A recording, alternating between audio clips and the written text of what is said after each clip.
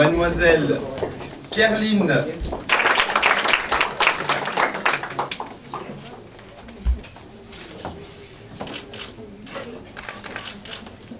Je viens d'Haïti. Ça fait 8 ans depuis que je suis venue à Paris. J'étais aménagée chez ma mère.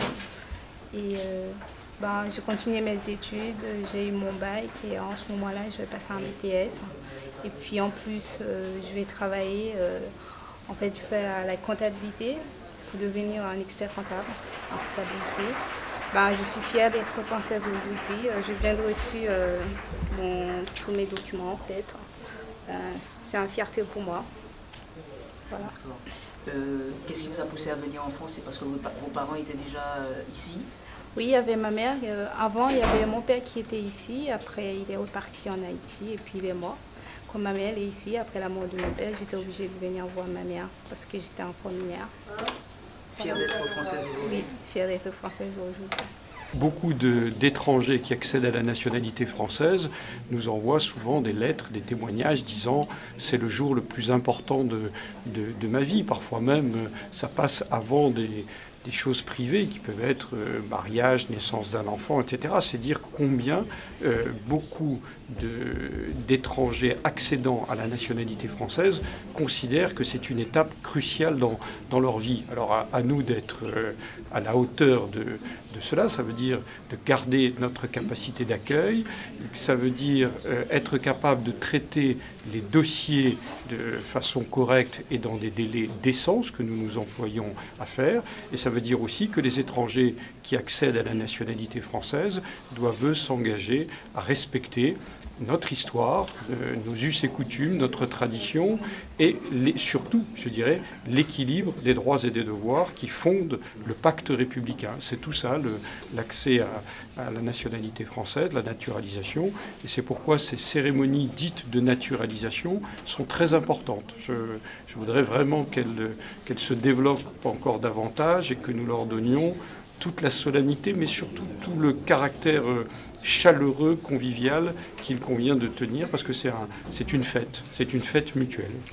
Et c'est pourquoi, compte tenu de ce premier bilan très positif des 4 premiers mois d'expérimentation, j'ai décidé de généraliser cette réforme dès le 1er juillet 2010 à l'ensemble du territoire national, y compris les départements d'outre-mer. J'ai signé aujourd'hui un décret dans ce sens. Avec cette réforme, la France confirme qu'elle entend rester fidèle à sa tradition d'accueil, d'intégration et d'assimilation. La double instruction, dans un État moderne, que ce soit dans ce domaine comme dans d'autres domaines, ça n'a aucun sens. On a pris, depuis que je suis au ministère, dans d'autres domaines, des mesures de simplification.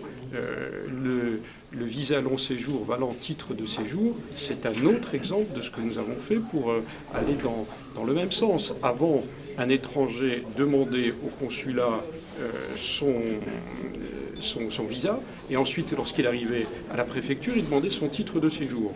On a fait coïncider les deux. Pour l'étranger, c'est moins de formalités.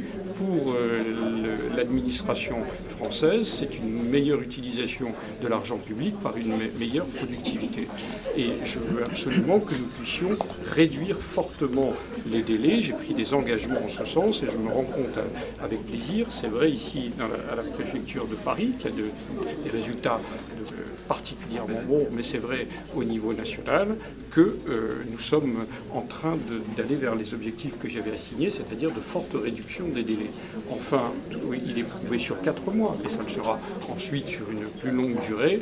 Ceux qui craignaient que ça veuille dire moins d'accès à la nationalité française, c'est faux, c'est un petit peu plus, 76% au lieu de 70%, mais considérons que c'est à peu près égal, donc il n'y a pas réduction, et au contraire, on va aller vers une meilleure harmonisation, une mise en cohérence des décisions. Donc je considère qu'à ce stade, on verra sur longue durée, mais qu'à ce stade, c'est une réforme qui est en train de se mettre en œuvre de façon réussie.